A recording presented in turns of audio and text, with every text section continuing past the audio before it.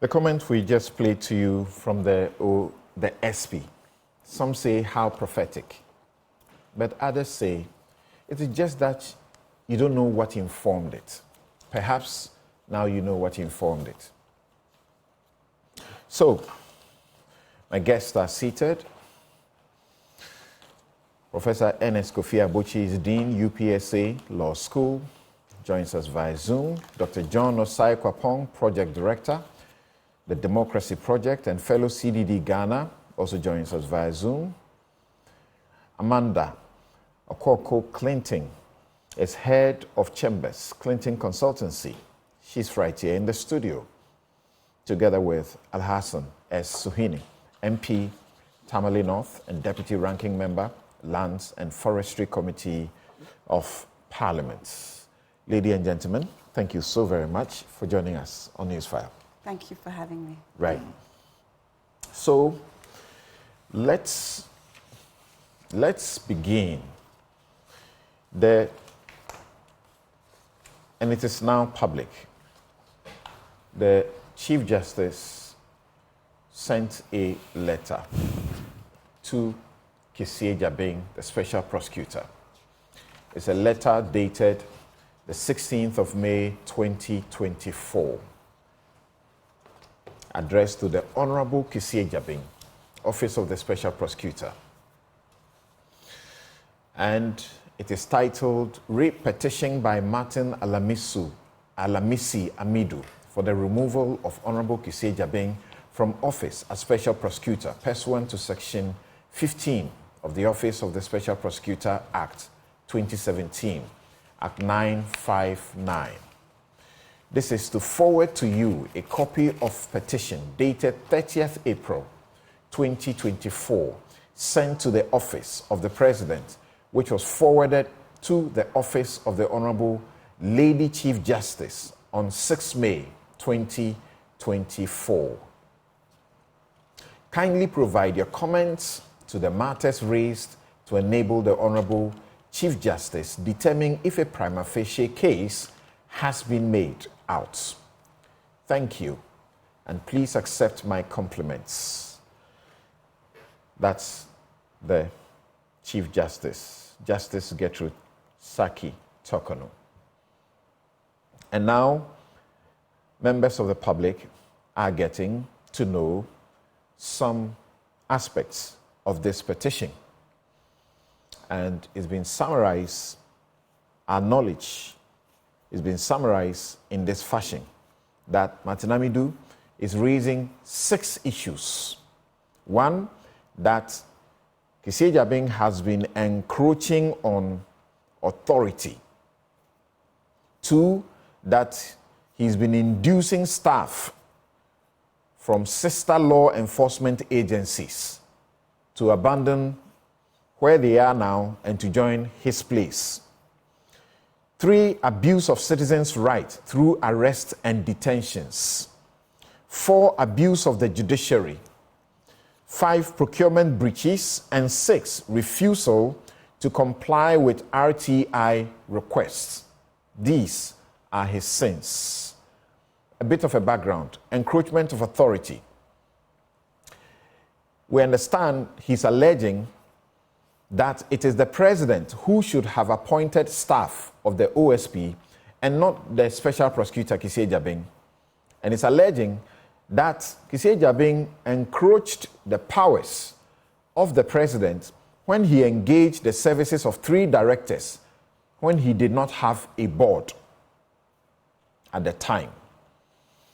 He pointed out in many words that he had mainly sought the secondment of staff to his office with the approval of the president when he did not have a board. That is when he, Amidu, was the Special Prosecutor. However, Kisie Jabing did not seek the approval of the president in making the appointments to the OSP. Inducement of staff from sister law enforcement agencies. What we understand in summary is that he's alleging that the current Special Prosecutor recruited staff from sister law enforcement agencies, particularly Economic and Organized Crimes Office, EOCO, and the Ghana Police Service by inducing them with higher salaries and higher ranks. He attached resignation letters he officially obtained from Iyoko, which have been marked restricted. And these people are now working with the OSP. He also attached RTI requests he made to the Ghana Police Service for the names and ranks of officers who have resigned to join the OSP. The police did not give the letters though. What they did was that they provided information about their resignations. Abuse of citizens' rights through arrest and detention. We understand his allegations are that Kissie Jabing's handling of cases involving Madam Cecilia Abena-Dapa, Professor Frimpong Boateng, Colonel Damois, and Joseph Eduche, both of the Customs Division of the GRA, and Miss Eunice Jacqueline Boa Asumahene, Chief Executive of the La Bianca and a member of the Council of State, amounted to an abuse of the rights of these citizens through the arrests and detentions made by the OSP. And he has on the issue of abuse of the judiciary, we understand his allegation is that Kissie Jabing's media briefing in November 2023, he told the press that there appeared to be a developing trend of rather regressive and dismissive judicial decisions involving cases that the OSP was dealing with. The OSP gave 4 examples of rulings by the court that appear to ignore the law or reason or both. So Martinabi's allegation is that the criticism made by Kissie Jabing is tantamount to abuse of the judiciary. And as you could remember, he had written articles attacking Kissie Jabing and asking that those comments at the press conference amounted to abuse of the judiciary. And that is on his blog. You can all read it, and we have read them before. And finally, procurement breaches. We understand his allegation is that the SP breached the procurement rules in refurbishment of its new office complex and procurement of vehicles. And he gave exhibits of RTI requests he had made to the procurement authority for documents covering such transactions, even though the PPA denied to supply him the information on the basis that he could get it from the SP and not OSP and not from them. He alleges that he also did an RTI request and the OSP did not grant him the information he was seeking. And the information he was seeking was in respect of asking that he should be furnished with the appointment letters and salary details of all staff of the OSP on a pen drive. This OSP denied him. So, let's begin with Professor Kofi Abochi, Dean of the UPSA Law School. What's your sense of what is happening? Good morning, Samson. Good morning. First of all, it's not uncommon to have requests for removal from office made against certain public officers. So in that sense, it is not the first of a kind. What is peculiar about it is the fact that you have a predecessor official asking a subsequent official in that same position to be removed. I do not remember that in my memory to have happened. That typically you don't have people who've left off asking their who there's a level of deference and care that best people tend to have did it. but it's not, in my circumstance of the fact of petitioner and the time to Professor Abochi, we need to take a full benefit of your scholarship as far as your, comments and analysis of this issue is concerned. Unfortunately, your line is not the best, so we have to try and reconnect with you to be sure that your line is good enough. That's right. Okay, so let me come to the studio to Amanda Clinton, who has actually authored an article, very sharp, titled A Slippery Slope If Ghana's Second Special Prosecutor Ever is Removed from Office. What are you saying? What are you telling us? Nobody is above the law. Not even the president. Not even the president.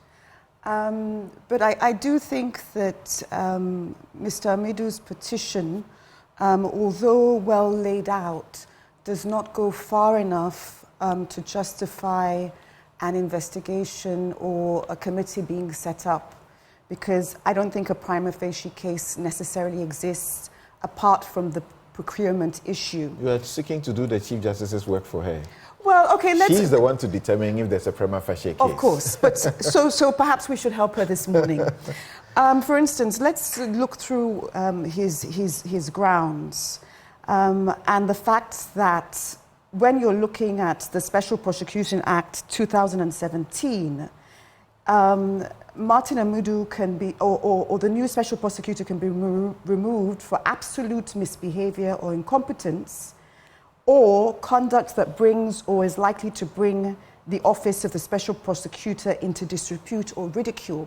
And with the grounds laid out by Mr. Amidu, I don't think it is satisfied for a prima facie case, apart from the procurement issue, because his office is supposed to investigate procurement issues. And if he himself has committed that crime and it can be proven, then that is a potential ground for removing him. But for instance, inducing staff from sister law enforcement agencies, I don't think in the context of his office is wrong, because having worked at the Attorney General's Department myself, the drive when I was there to recruit was to recruit new and the best, and foreign, local, and people who were specialized, particularly for the international team. And this is an effort of the special prosecutor, who was head of chambers or a member of chambers before, to recruit at the highest level. And at the highest level, you recruit those with knowledge from Yoko and different places. So making efforts such as that in order to ensure convictions cannot be a ground for impeachment at all. I don't think Amidu's grounds stand apart from the issue of procurement, potentially. In such new offices, often they do what you call secondment. Yes. So you go to a sister organization and you look for the experts there, and you ask them to be brought to your office. Do you get the impression this is different? That's not what is happening. Yes, I mean, he's recruiting at the highest level in terms of directors, et cetera, because the whole point is the Office of the Special Prosecution is supposed to prosecute cases. It doesn't matter which party you're in, but it is supposed to be seen as acting, because that is their function. So should the Chief Justice set up this committee, they will have to go and look into what is the function of the special prosecutor, and can this rather be said that he is pushing the agenda of the Office of the Special Prosecution by recruiting at the highest levels.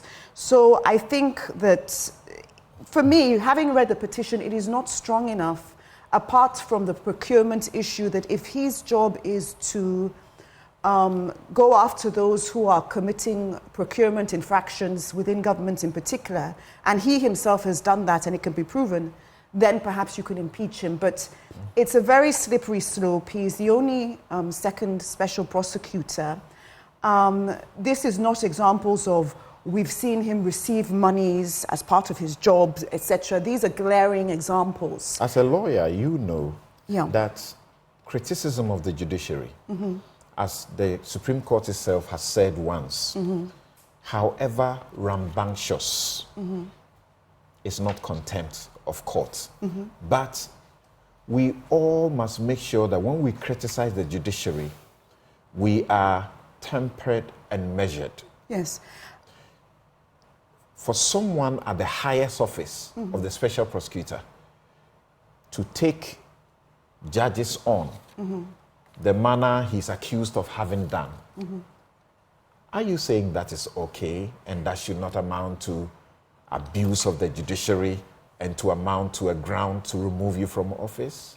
I honestly had to go and visit the November 2023 video where the special prosecutor had a press conference in which he criticized judiciary. I also went online and read the entire transcript of what he had said, and I was surprised that it was actually quite measured, in my humble opinion, because I agree with the special prosecutor that our judges do not consider themselves above criticism. And in that video, for instance, he mentioned an example of how a Supreme Court justice gently chided him in open court for not publishing enough articles criticizing their work.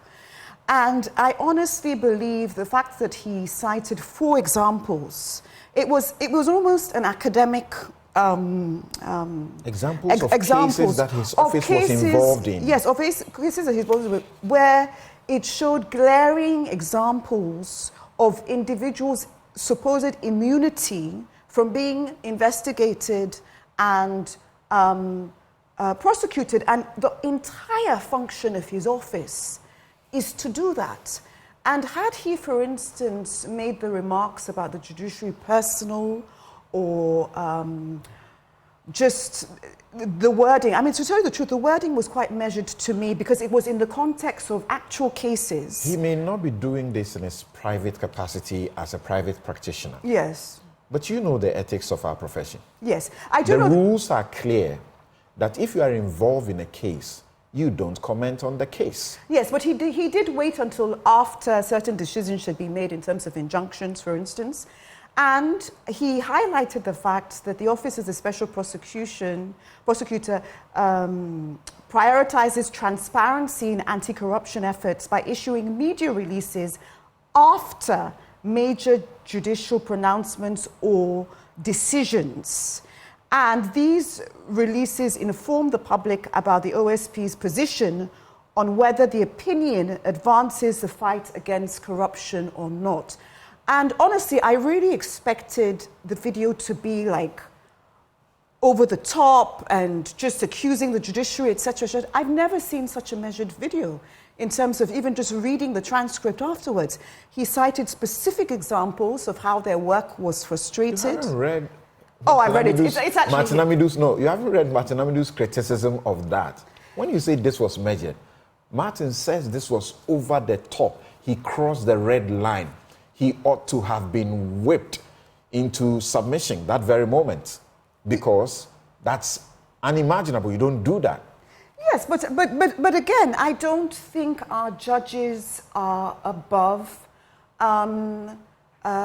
because, for instance, if a judge happened to listen to these submissions that he made, and I would actually invite our High Court judges to listen to the Special Prosecutor's submissions, and I think Daily Graphic published the entire thing verbatim for their assistance as well, you would actually see what he's getting at is you have set up our independent office in terms of the Act, set up their office to go after corrupt officials, etc. That's their entire function. So they should be exempted. And so when you're dealing with particularly powerful people who have large amounts of cash under their bed, etc., and have means of disposing of that cash, when you're fighting white-collar crime, in particular, the movement of cash in bank accounts and under beds, etc., is so fast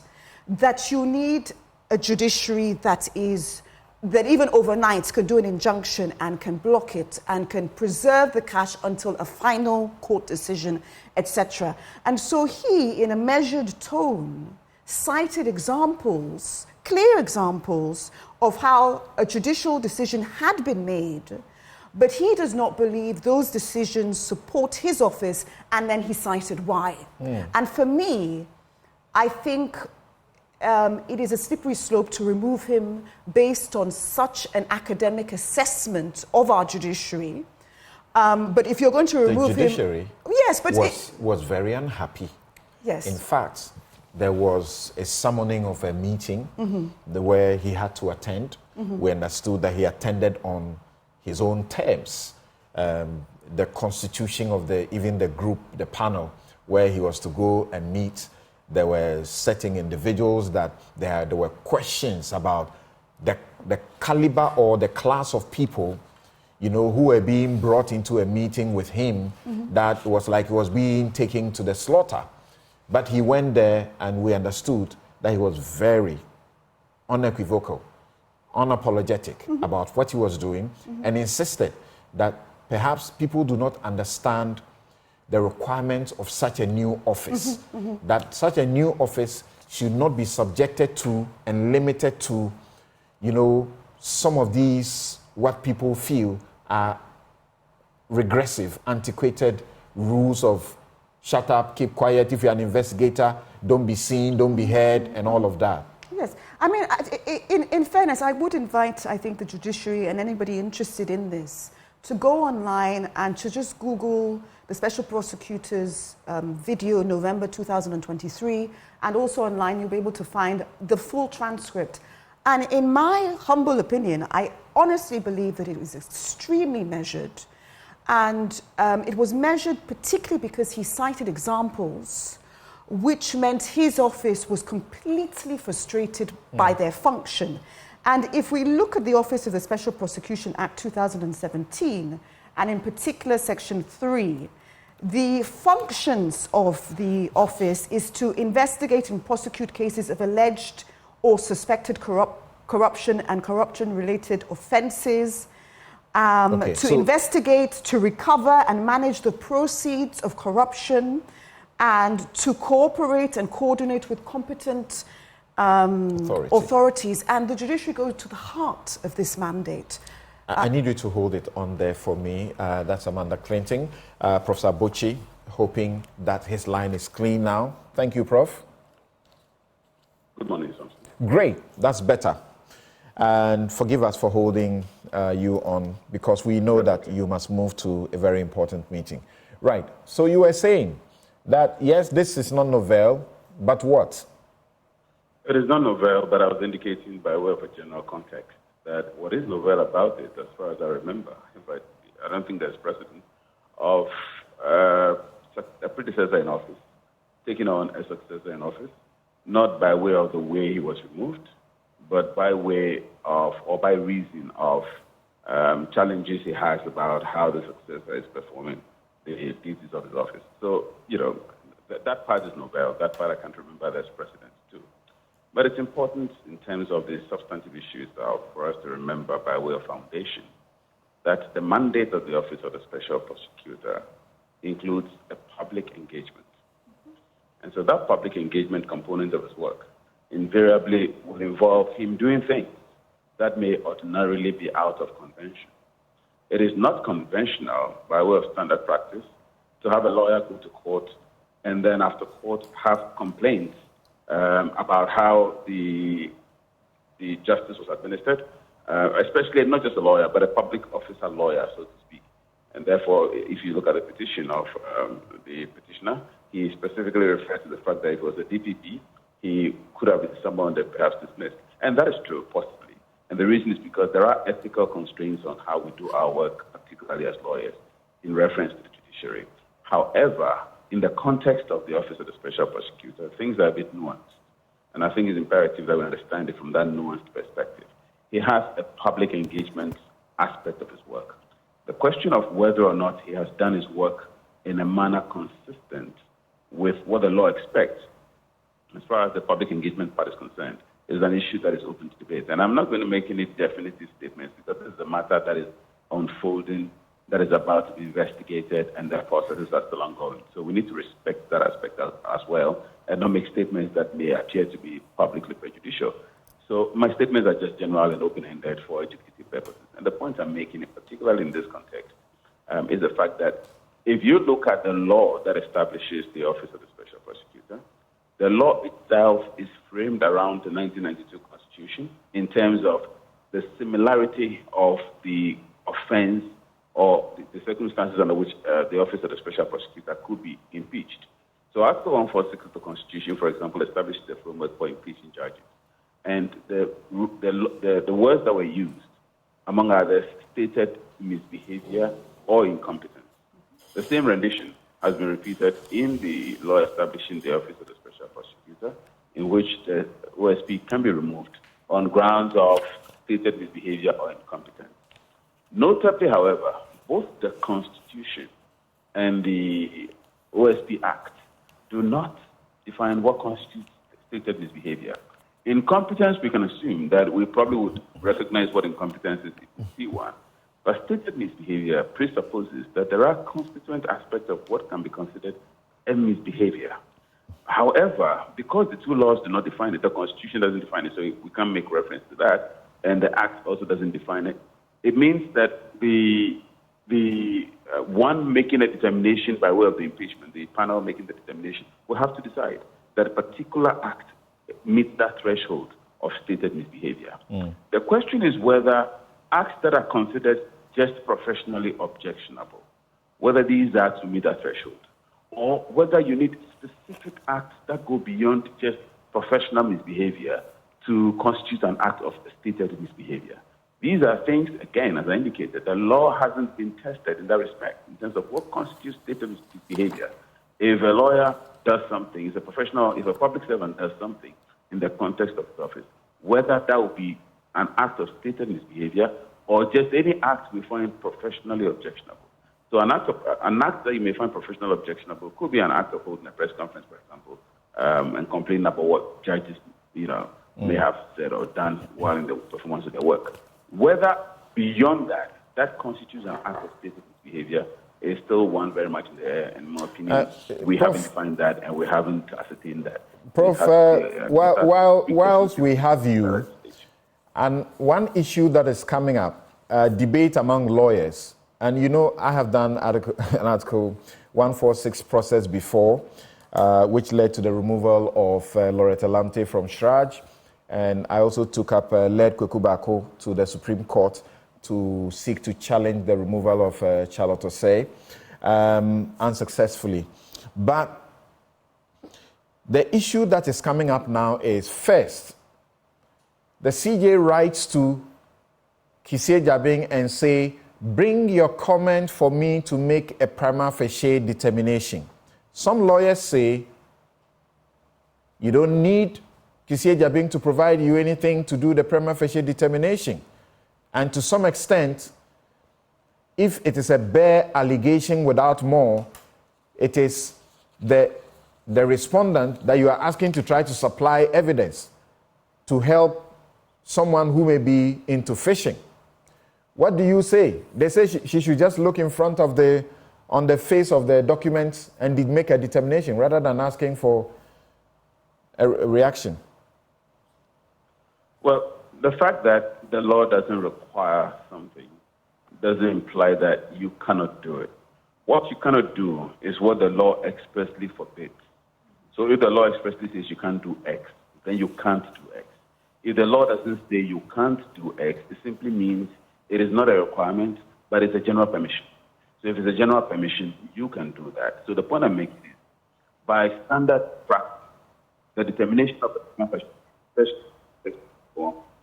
and man standing the context of the OSP Act does not require necessarily the input. But that non-requirement is not itself a prohibition. And so Chief Justice wants to satisfy himself that my determination of a prima facie having established is without, because a prima facie case established, one has satisfy himself or herself in this context that certain minimum elements or features of the offense have been made. And those minimum elements, ingredients of the offense itself, require certain minimum threshold proof, which is that the one big step would have to satisfy herself that those elements have been made out do not have verified that challenge that premise. So the point I make is to avoid perhaps any left the realm of doubt, even at the primary stage. The CJ your students have a question for you, that when you define prima facie to them, they don't understand it in the manner we are seeking to create this precedent for a determination of a prima facie. If you picked the Oxford Law Dictionary, any one of them, it will simply tell you that prima facie means whatever it is you are holding, you look on the face of it and make a determination. So why do you need facts from the opposing side to make that determination? That's the question they're asking. Absolutely. On the face of it simply means on the face of it. But the point I'm making to you is, even on the face of it, there may be statements that challenges your own assumptions and hunches on the basis of what you're reading. I'm trying so hard so we do not complicate this. Do not forget the fact that as you read a document, you are forming hunches, you are forming opinions, you are drawing conclusions, you are making extrapolations, you are making deductions. All these are things that the mind, all these are cycles and processes the mind goes through as you are reading something. On the face of it, constitutes your judgment of what you get or glean from what you read on the document. Now, the point I'm making is, if the law doesn't forbid, it means that one can do it even as a surplusage or as an extra mile. So my understanding, and again, this is me second guessing, the Honorable Lady Chief Justice on this. My understanding is perhaps she just wants to be sure that she doesn't contradict or she doesn't make a determination that some hunches or some judgments or some opinions she may have formed at this stage may themselves be subject to some erroneous conclusions, and therefore she's going the extra mile, even making a determination at the face of it.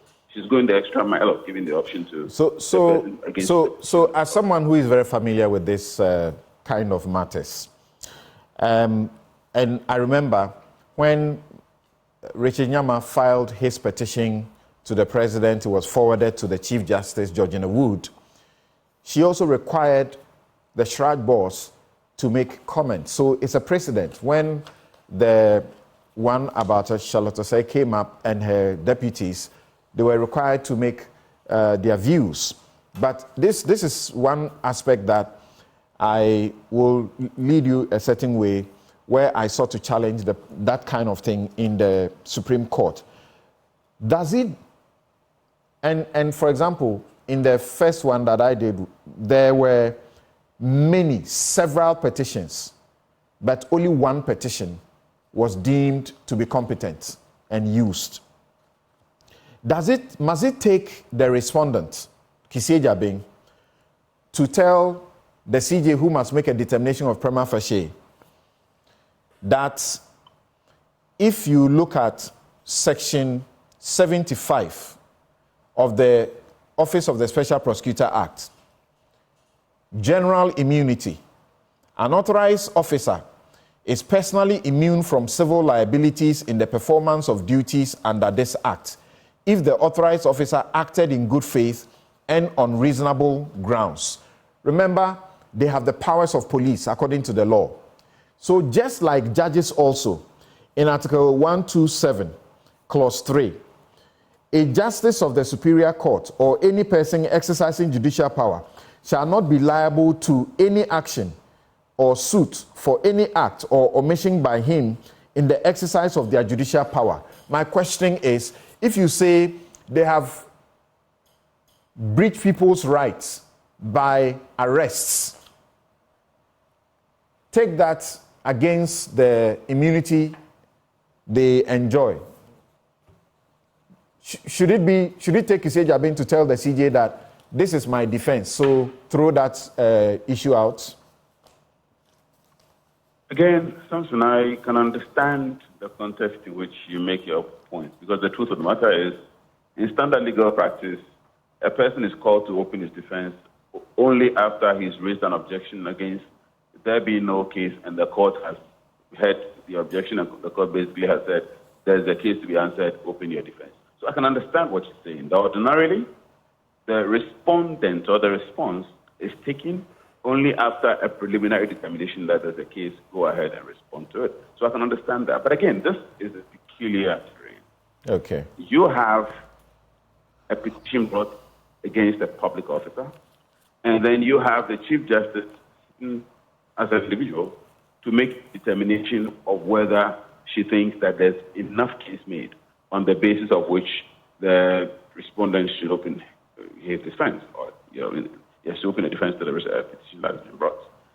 The point I'm making is the Chief Justice is not forbidden in deciding whether or not to indicate that there's a prima facie case made.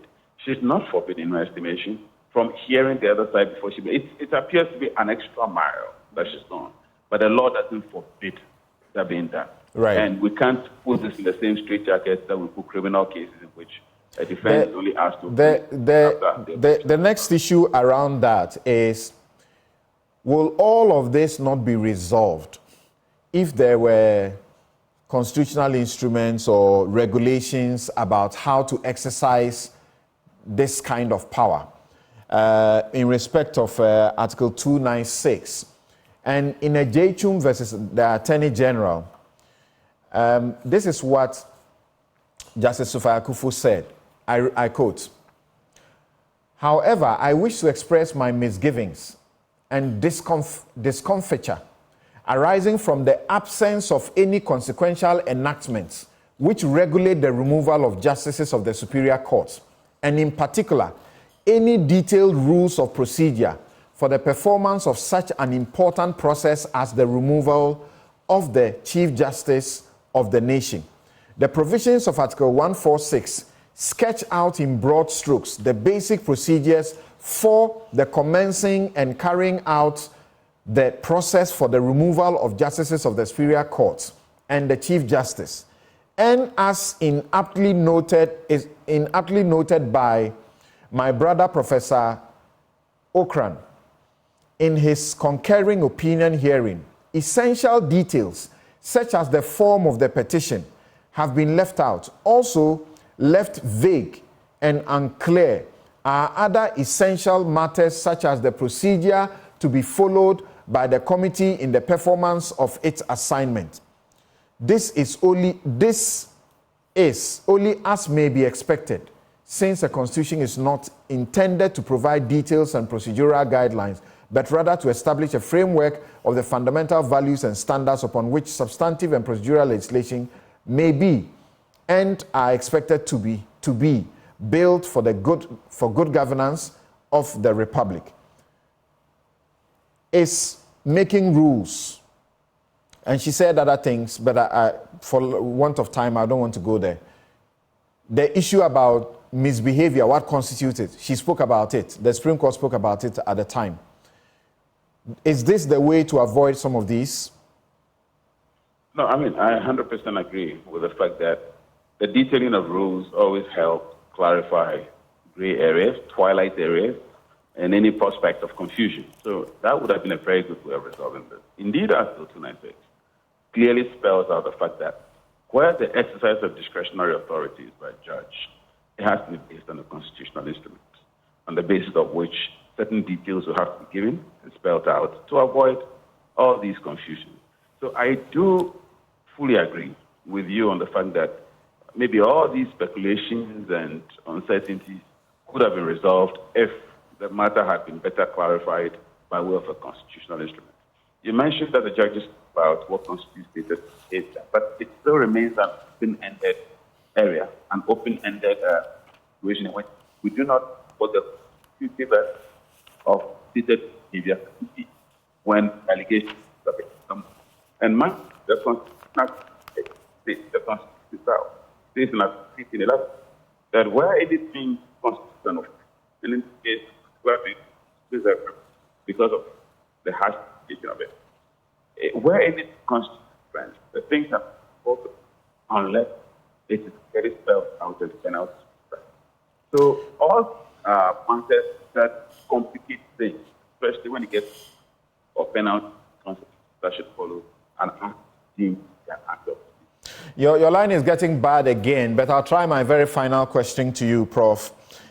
Section 15 says that when the President receives the petition, he's supposed to forward it to the Chief Justice within 7 days. So for those of you who are going on with the mischief that the President did it so swiftly and there have been petitions that he has never forwarded, those were under Article 146, where there's no timeline to forward the petition and so on. And presidents have abused it over the period. You send the petition, they won't forward it because the person you want to remove, they don't want the person removed. Now, this one says he should forward it within 7 days. Then the Chief Justice, within 30 days, must make the prima facie determination. And then when the committee is set up, within 14 days, they must bring their recommendations to the Chief Justice, which he will forward to the President, and the President has no discretion in it. He simply has to implement the decision. The question is this one. The person supposed to constitute the committee if a prima facie determination is made. One, a justice of the Supreme Court. Questions are arising. There is the perception already that the judiciary is not happy with the OSP. A justice of the Supreme Court. B, a lawyer of not less than 15 years standing at the bar. And then C, the third person should be a person who has expertise in investigation.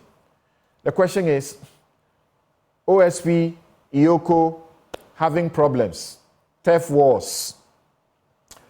OSP is investigating the police on police recruitment scams, and there have been bad blood, as we understand, between the OSP's office and the police because they are making this investigation.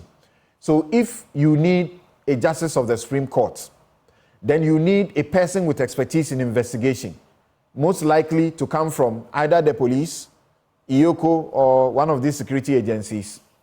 What happens to the rule of natural justice? Okay, so let me deal first of all with the law, and then let me deal with the perception. By the law and by the decision of Ghanaian courts, even where you have issues with the courts will still have to determine it, and the court will have to still constitute it. Remember the decision in Ekufuor and Kwashaidan, in which the matter arose as to whether the Chief Justice could empanel could put together a panel to make a determination in a matter in which the Chief Justice himself has been sued. And the court came to the conclusion that the Chief Justice in performing that mandate was performing an administrative task. It has nothing to do with his office as a judge. And so, that's the law, unfortunately, in the sense that those who have issues against it, we can only express concerns, but you can't, it's the law. The position of the law is it still remains the mandate of the judiciary to put together the administrative incidents of justice. And you cannot complain or you cannot object against it the way it is. So that's the law. But obviously there's a perception part. And that perception part is justice itself also survives on perception. In fact, the saying goes that justice must not only be done, but it must be visibly seen to be done. And so in this case, we clearly cannot also disregard the perceptual aspect of things. The fact that those who are subject to the administration of justice would have their own perceptual view of things. So I would hope and believe that steps will be taken, in empaneling and putting together a body to determine this matter. Steps will be taken to ensure that those perceptual difficulties are dealt with. The various institutions whose mandate and whose operational behavioral tendencies have involved them and the OSP in a conflict situation. All those will have to be taken into account so that perhaps if the OSP has objections, and if he raises objections about the Constitution, perhaps those who have to be given serious hearings and feedback, just so we deal with the perceptual aspect. But as I indicated, the law has stated the constitution of the panel, the law has stated how the empanelment should be done, and those are the law. Nothing can be done about it. Thank you very much for your time this morning, Professor Kofi Abochi, Dean of the UPSA Law School. Yes, Alassane Suhuyini, what do you make of all of this? Well, good morning, Samson. Good morning to Amanda and to Prof and to our viewers out there. Samson, I'm not a lawyer, as you well are aware of. I am a communicator. I've done journalism. You're a maker of the law. My master's is in development management. And I'm now making the laws in Ghana as a representative of the people of Tamale North, and by the grace of God. So my approach is not going to be legalistic. It's going to be, if you like, commonsensical. And it's going to be, it's going to reflect what I do, a representative of the people. And so it's going to represent. But it is fair to require that it shouldn't prejudice the process. No, I'm careful about that. All right. By my training, I'm careful about prejudice when the case is being looked at, especially by no meaner person than the Chief Justice. But I'm going to start from a remote area. Now, I have held a position that our Constitution needs review.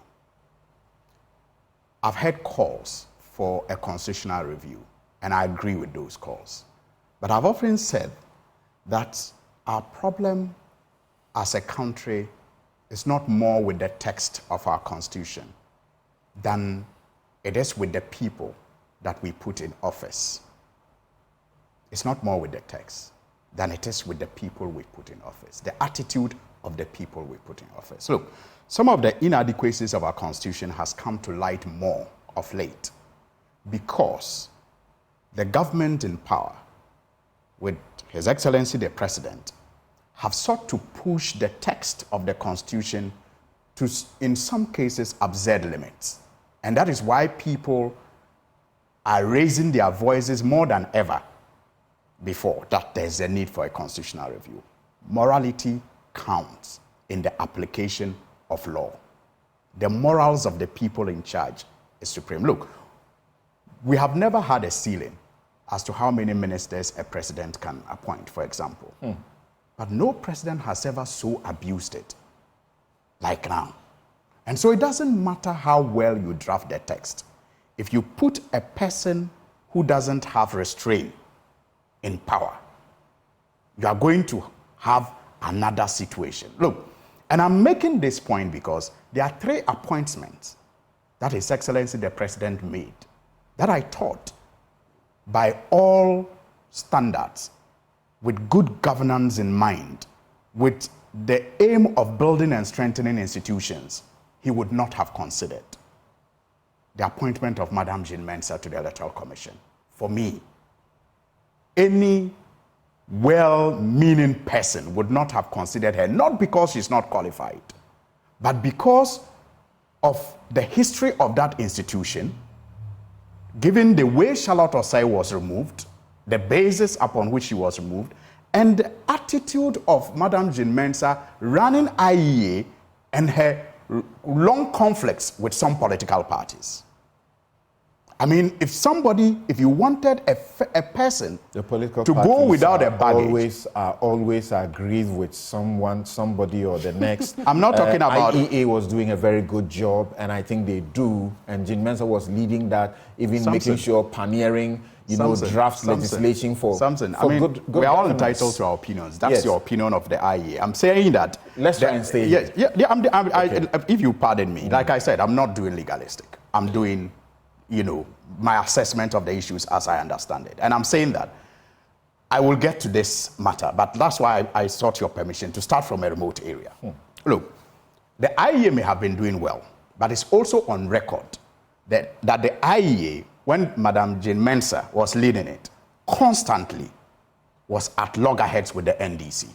Constantly. That's something you can deny. Fairly or not, when the NDC that was is a in fact. opposition. No, even when it was in government. I mean, when the IEA pushed for biometric registration, the NDC was in government. So I'm saying that constantly. The NDC was part of many IEA meetings agreeing on a lot of things and roadmaps and legislations that they mooted. So I'm not saying they never agreed with the IEA. Right. I'm just saying that constantly All it was in the news that they constantly had running battles with her at the IEA. It's in there. I mean, we all used to cover those stories. They were constantly in disagreement with her. So I'm saying that if I were the president and I wanted to build an independent institution and bring about some credibility around an institution like the Electoral Commission after Madam Charlotte Sartor's removal, I would not have put in somebody there that have had the history of, being at loggerheads with the major opposition. That's the first appointment I have issues with. The second appointment was Kisi Ejabing. And I'm not going to go into the details. He's a fantastic lawyer. He's a great, young man with a lot of prospects in the profession that he does. I mean, he has engaged in. But there are certain reasons that if I were in the president's position, I would have looked at, and for that reason, maybe I would have looked for another equally qualified young person to be in that position. Now, the third one was Mr. Martin Amidu. And during Mr. Martin Amidu's vetting, I made it clear why I was opposed to Mr. Martin Amidu. And you can still go online and read my reasons why I was opposed to Mr. Martin Amidu. And he has vindicated me all along. So like all the things, so like Amidu, you have opposed Kisi Ejabing's appointment from day one? From day one. Okay. Not because he's not qualified, not because I don't think he's an intelligent person who is capable of handling the position, but I'm saying that when you are a leader in charge of a nation that is so polarized, and you are minded about building institutions that can engender the support and confidence of Ghanaians from all walks of life, you'll be very careful about the people you pick to lead those institutions. Amidu opposed Ejabing day one. What are your reasons for this, that Ejabing shouldn't have been the one? Like I'm saying, there are some of the issues I'll not go into. Mr. Martin Amidu has raised some of them in a way that I disagree with. But you see, because he has been appointed and he's now in charge of that body, in my view, they have become moot. They are really not issues that we should discuss anymore. I'm saying that going into the substantive. Yes, I'm getting there. So I'm saying that because of the attitude of the president, we have some of these problems that we are having. He has appointed people to positions that perhaps he should not have, appointed them into those positions. And maybe he had the his public reasons. will ask, who at all is it that the president would have appointed that you will be happy with as an NDC MP? I'm not talking about, you see, it shouldn't be reduced to me. It doesn't matter if I disagree with the person. But you see, my disagreement, the basis of my disagreement should not be something you can discount. I mean, for example, if I tell you that, look, because Madam Jane Mensah was always at loggerheads with the NDC, I don't think she should have been at the should have been the umpire or the referee. President Akufo-Addo. Yes. As candidate. It's something you can disagree with. Boycotted Jane Mensah's political debates, presidential debates. Boycotted it. Yeah. So that's also an issue. No, but let's go. But not because of IEA, not because of Jane Mensah, but because of the conduct of people who were at the first one that he attended. Okay. He said so. So let's move on. His problem was not with IEA. His problem was with Kojo Opong, unfortunately, or fortunately, who has become his appointee now. So let's separate the facts. I mean, there are nuances to it, but if you generalize this, you miss the point that I'm making. Now, I'm saying that if you look at these appointments from day one, they sought to create these problems that we are having to discuss today. Mr. Martin Amidu was seen as someone who had fallen out, with the NDC, and so was like the bulldog set to go after NDC appointees. And unfortunately, he went into the office and perhaps didn't live up to the expectation of the president because he had his own mind as he went in there, and then they fell out. The enemy of your enemy is my friend. Became exactly, sort of. And I believe that is what informed the president's decision to appoint Mr. Martin Amidu there. And not, the president, I don't think, was really informed by, his decision was not informed by the conviction to build an institution that we could all trust. I hope you are not trying to belittle Martin Amidu's stature as we have known over the years. You see, if you look at Mr. Martin Amidu's petition now, today, clearly, he's judging Kisi Ejabing based on his standard. Mm-hmm. So he gives examples, for example, oh, when I was there and this. His standard is poor. I'm sorry. I mean, he's somebody who has done so much for this country. But he has also done very, very poor things and terrible things. You know, and so he cannot be judging his predecessor based on his standard. Kisi is not because above the law. Standard, Kisi is not above the law. I'll get there. There are circumstances and evidences of wrongdoing. He should be dealt with. Yes. I'm saying that his standard, Mr. Martin Amadu's standard, is not the one we should use to judge Kisi Ejabing's performance. Because Mr. Martin Amadu's standard, in my view, was that bad and low. And in his petition, he seems to be suggesting that his standard was the best standard, and that is the way Kisi should have proceeded. And that, again, in my view, is typical Martin Amadu for you. Just as he left the Attorney General office and felt that any other Attorney General who took over, you know, fell below his standard, he is doing the same thing in this case. And I'm saying that, look, if we are minded to assess people who have taken over from him by his standard, then we will not be going, you know, forward as a country. And that is why I rather will want to discuss the alacrity with which the president has acted on this petition. I mean, yes, it may be based on different provisions of the Constitution, but the operative word is shall. That when the president receives a petition, he shall forward same to either the Chief Justice or the Council of State, as the case may be, for action to be taken. And in the past, when the president received a petition involving Madame Charlotte Osei, the argument, like, because I'm not a lawyer and I listen to the lawyers, the argument made at the time was that the president had to automatically transmit the petition to the Chief Justice. And I had issues with that because my common sense couldn't accept that.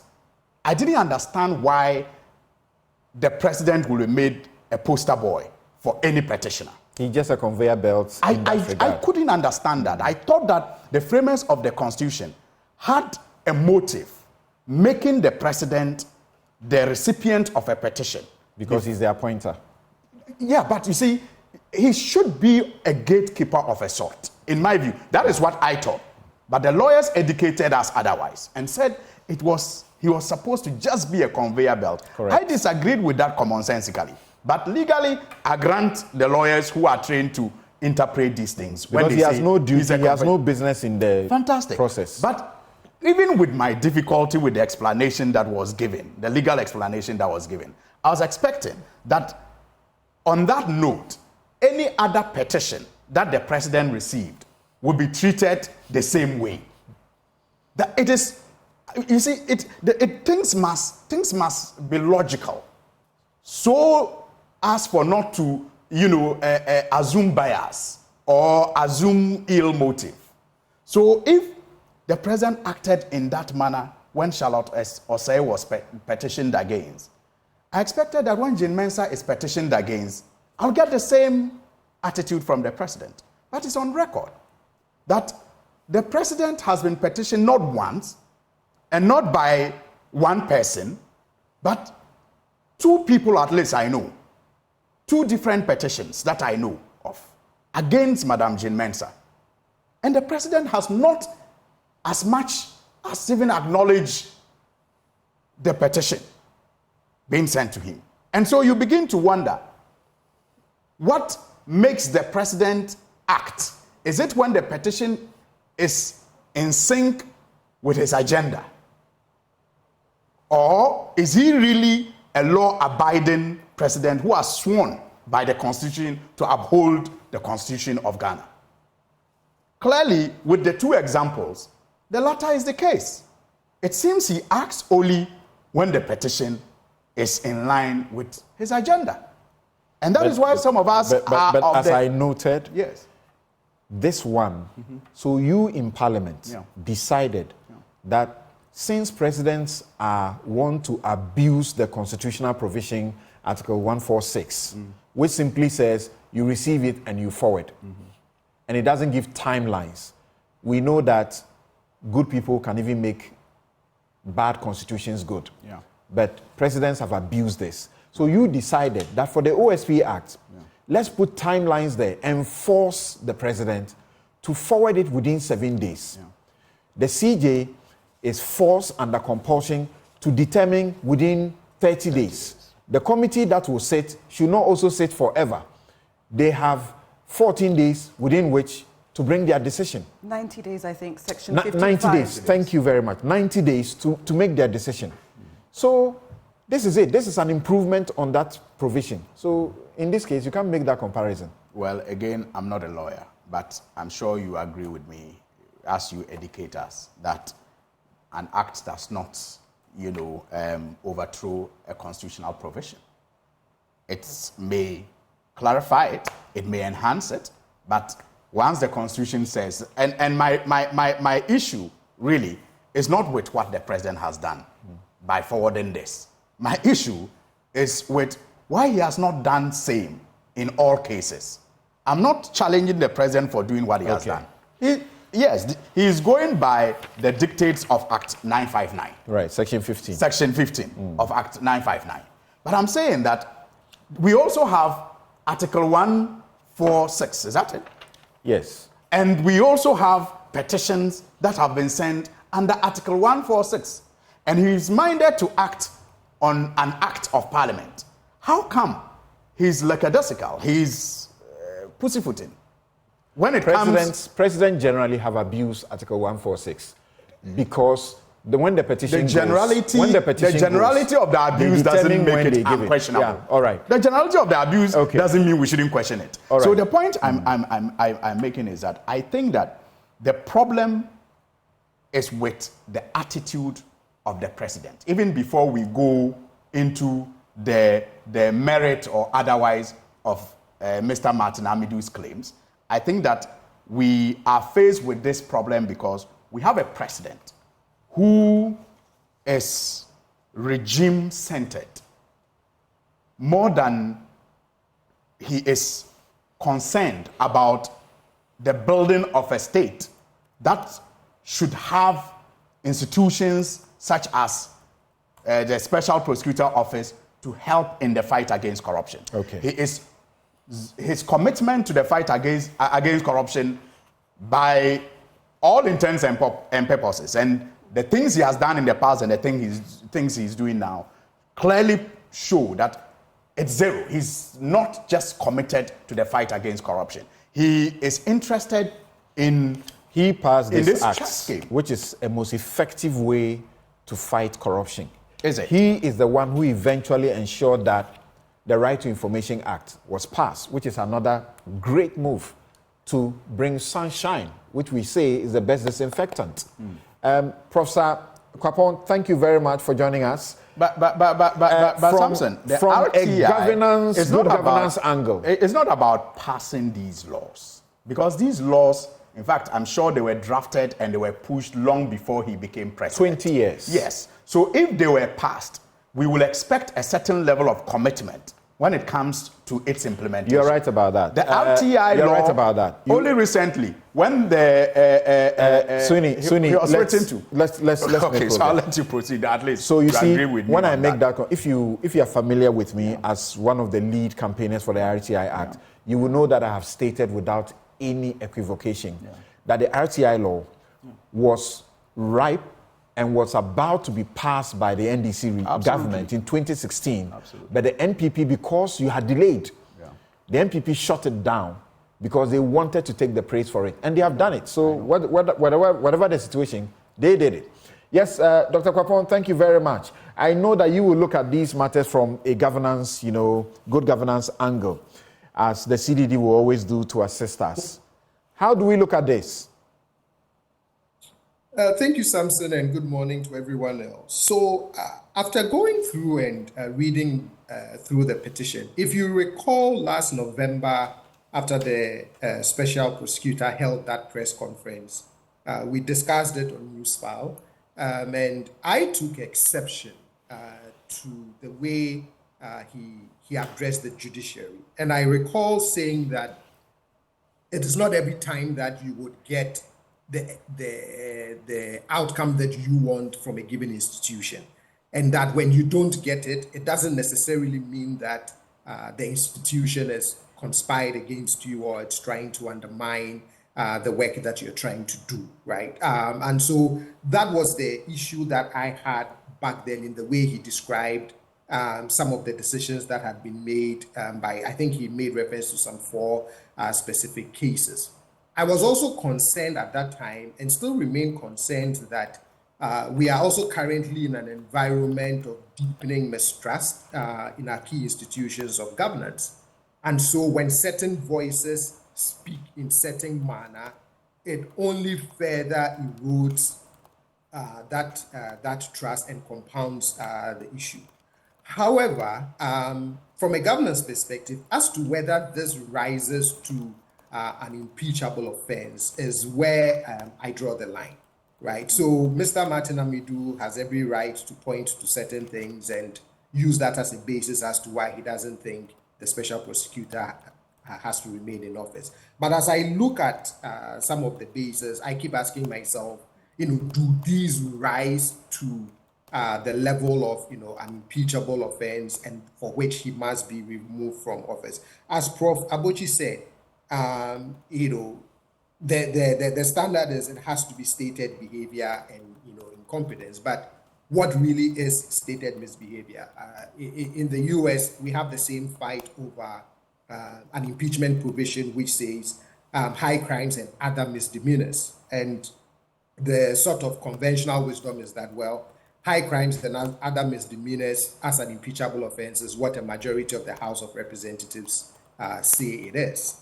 But you don't want it to be that loosely defined, right? That you want some parameters around it where we can look at it and say, yes, this is really stated misbehavior. And hopefully that is what the process would arrive at. But except for maybe the procurement, breaches, if proving, these other issues, I'm not sure from a governance perspective, rises to the level for which you must remove the special prosecutor from office. For example, the issue of the abuse of citizens' rights. From all of the cases that have followed, I don't recall the special prosecutor not granting any of these accused persons due process.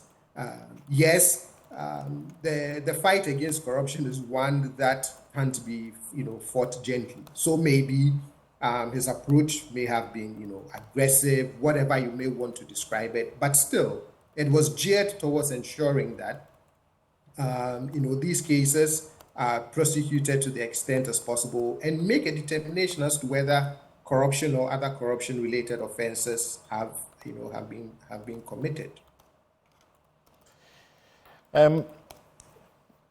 You say whether they are issues that should get to that point, even if they were found to be so. Are you joining those? And I'll be bringing Amanda in on that as we try to wrap up on this discussion. Are you joining those whose argument is that, well, if it is about procurement breaches, the procurement law tells you what to do when there's a procurement breach. And we have a classic example in front of us now, SML. They attempted twice to get approval for a certain procurement. They didn't get it, and they went ahead. Later, they got ratification. That's one of the ways of curing a procurement breach, ratification. If his comments about judges and judicial decisions are against the ethics of the profession as a lawyer, the question people ask is, why not drag him to the disciplinary council like all lawyers face or attorneys will face? If it is that the comments were contemptuous of courts, like Martin Amidu suggested in his articles, then we know what to do when people have acted contemptuously. they are cited for contempt before court. It is not about dismissing them from office. And then finally, if it is about a refusal to grant you an RTI request, the RTI law is very clear. There are 2 windows of appeal and a final opportunity for you to take a suit in the courts to challenge the denial. Is that where you are, that if this is what they are, that is the approach and not a dismissal, an attempt to remove him from office? Yes, because there are other ways of remedying these infractions. It doesn't mean that removal from office can't be one of the possible remedies. But as I read through them and as you have outlined them, for me, to remove the special prosecutor from office and not to downplay some of these issues, I would think that it has to be egregious enough, right? That, everybody should be able to look at it and say, okay, as for this one, he went too far, he went overboard, he's not fit for office, this is just scandalous, etc., etc. But if there are other administrative remedies that can be used to resolve some of these things, then you don't want it to rise to this level of, let's remove him from office. That for me is my opinion, that if there are other remedies, why not resort to them? Why go first for remove him from office? And we are talking of a law that has been operational for only a couple of years. First special prosecutor leaves, second one, who knows what the outcome is going to be. For me, it doesn't also set a good precedent for the fight against corruption, and it deepens the already eroding public confidence in the fight against corruption. I always have to cite something from Afrobarometer. But if you look at the most recent Afrobarometer, the perceptions of institutional corruption is growing. The confidence in the fight against corruption is sharp declining. And so when you have such a central figure in the institution as part of that fight against corruption, all of a sudden being the one, and don't get me wrong, we must hold public officials accountable, but it just seemed to reinforce this public perception that maybe we are really not committed to this fight against corruption. And that is also very, very, very, very worrying. It undermines the confidence that we have overall in our commitment to good governance. You say if this gets were to be very egregious, then you can elevate it to a removal rather than other disciplinary processes. We were all very livid, were we not, that the special prosecutor was dealing with Professor Frimpong Boateng, someone who was helping the state and helping all of us in this manner, the manner he has tried to do. The special prosecutor was dealing with Asoma Hene, a member of the Council of State. He was dealing with Cecilia Dapa, a minister who has had to resign. And, Colonel Damoy and the rest of them, customs.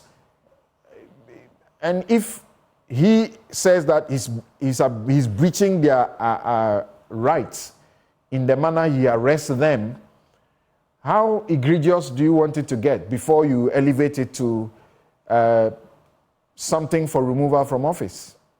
But Simpson, in all of the cases that you cite, and if I recall very correctly,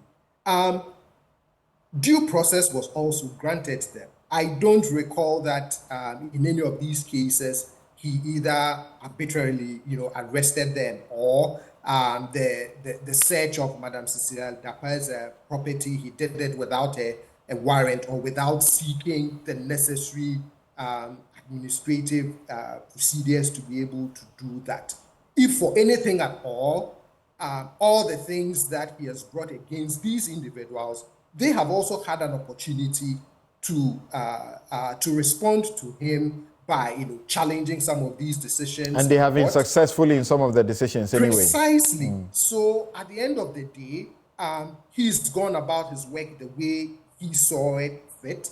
But at the same time, the citizens have also been able to, quote unquote, respond appropriately based on the rights that are granted to them as well. So I don't see that doesn't rise to the level of this egregiousness that I'm talking about. Okay. If he had acted arbitrarily in the way he treated them, then yes. All right. I'll take just very brief remarks, then we take a break and return to look at the CD. The CD. Atuforsen has such a sharp jab for Dr. Bawumia. He says he should stop the offbeat dancing and take care of the CD that is also dancing to 15 CDs to $1. So Amanda, what are we saying? That this shouldn't happen, and in your article you say this is a slippery slope. He should never, ever, be removed. How do you say that? Well, I think I'll qualify my article by saying that obviously because the Office of the Special Prosecution is an independent office that has been set up to fight the hardest crime you can fight within Africa, which is corrupt acts by officials that need to be prosecuted.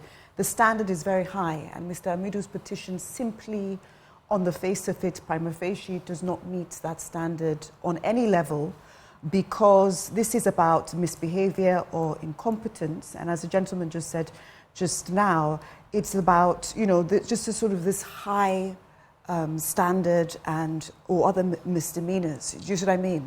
High crimes. The Cecilia Dapa matter, for example. Yes. There's a group that is petitioning Parliament to look into it.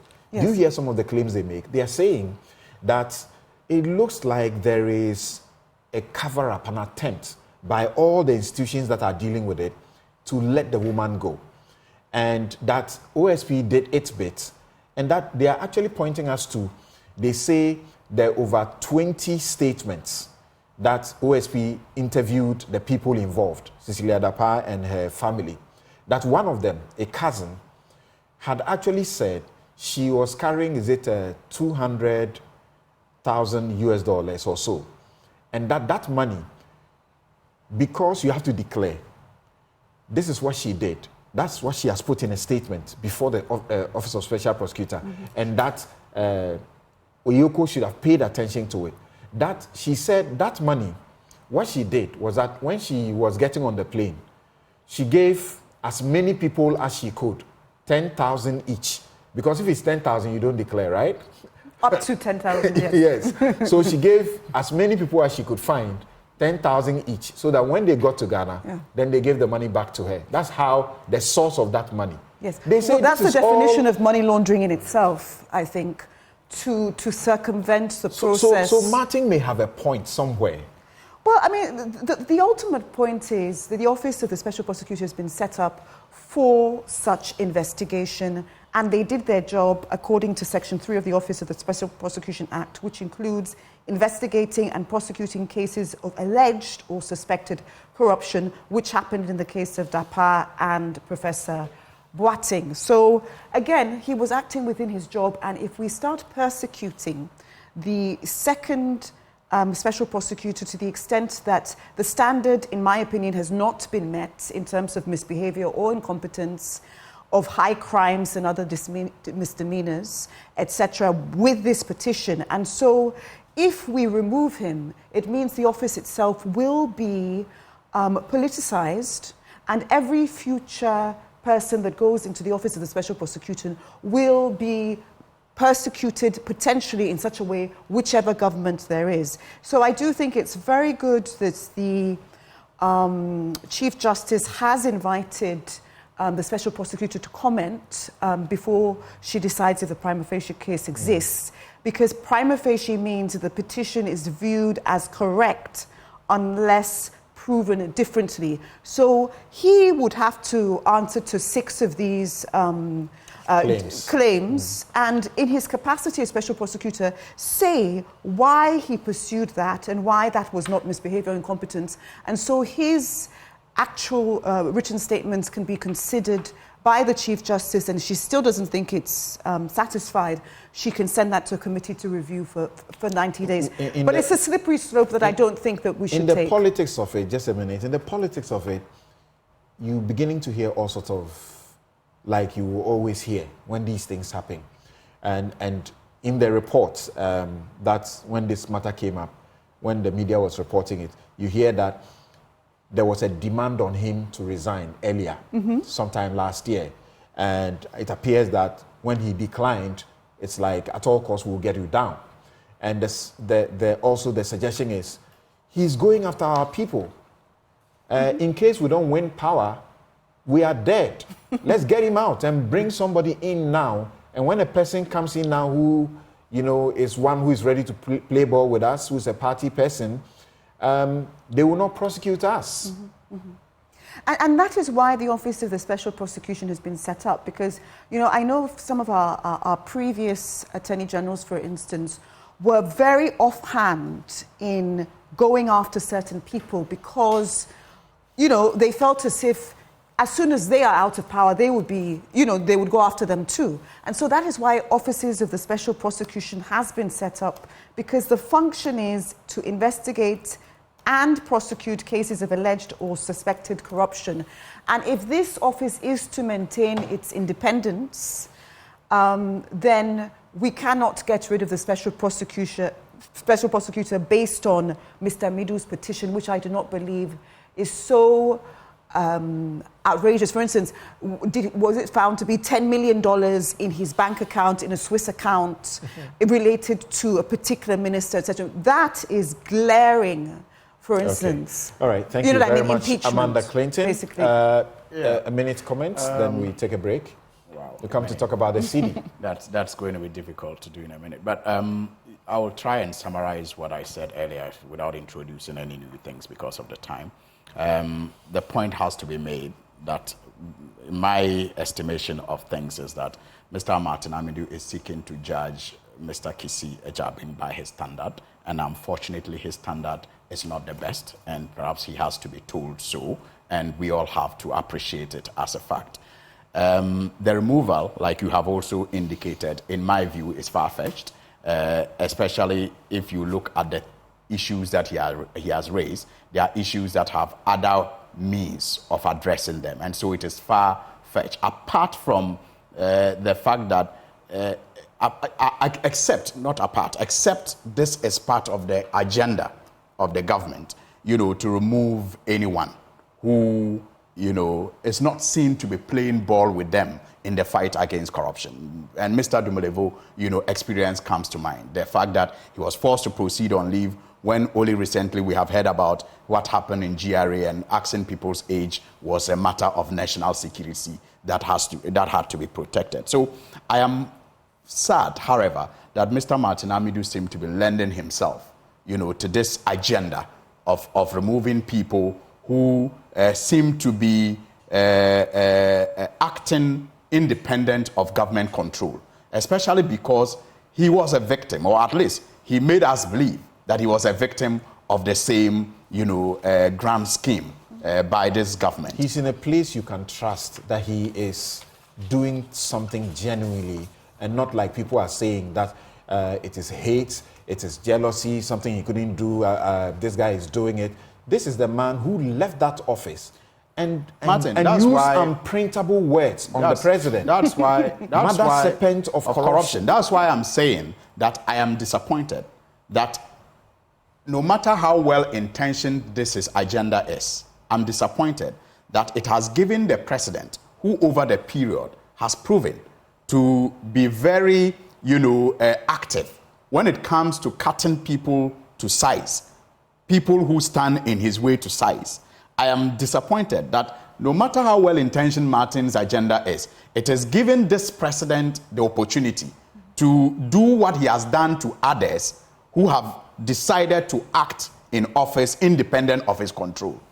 I am disappointed that this is feeding into that agenda. And I can give you several examples of people who in this government have tried to act independently of his control and how they have all, suffered the consequences. I think that Mr. Martin Amidu should have been more reflective of his, his actions. And I'm sure if he did that, he would have realized that some of the things he once addressed could have actually been addressed without giving the president this, blank check to dismiss, the special prosecutor that he's uncomfortable with. And I don't think that the request by the Chief Justice, in my view, is also out of place. I mean, again, I'm not a lawyer, but I don't think that if it actually provides fairness. If the case is that you look at a petition and determine whether it is worth, looking into, I don't know why you want additional material. In this case, not even from the petitioner, but from the accused, to make up your mind on it. Okay. So I am of the view that it is enough for the Chief Justice to look at it and, for example, write back to the President and say, look, this does not establish prima facie case, because if it is about procurement breaches, there's a way to deal with it. And so go through that route and deal with it. If it is about... What she was doing was actually inviting him, because, for instance, he's hired people from Yoko, etc. So what was your reasoning, and how does it support the office of the president that you recruited at that level? And so that is going into his mind, his mens rea, and then putting that in the report. How much premium do you place on that when it comes to removing someone from office? Well, it shouldn't be a ground. That is why, in my view, the Chief Justice has enough information based on the petition forwarded to her to take a decision on this. But to request that, I mean, do you expect Kissi Jabin to go and give evidence that will be used against him? All right. Okay. So I don't think that it is a necessary request to make of the special prosecutor. Thank you, Alasan Suhini and Amanda Clinton. Thank you so very much, Dr. Osai Kwapong, and also Professor Kofi Abochi. And we can all be patient. The president was to forward it within 7 days. He has done so. The CJ was to and is required to make a prima facie determination within 30 days. And then within 14 days, she's required to set up the committee of 3, and the committee of 3 has 90 days to bring their decision. After which, the president, once again, his job is only ministerial. It's a conveyor belt. Just convey the information. This is what the committee says. So if a prima facie doesn't is he made. Convey all the petitions, like the one against the former Chief Justice? Thank you very much. We take a break. We'll be right back to find out if the CD can be rearrested. The duty and mandate of the courts is to apply and enforce the laws of the Republic, and not to grant persons immunity from criminal investigations and prosecution. A court cannot injunct the OSP from investigating or prosecuting any person. The decision to investigate and prosecute lies with the investigation and prosecution authorities, such as the OSP, and the OSP has at all material times carried out its power to investigate with candor and professionalism, being minded of the rights of suspects under its investigation.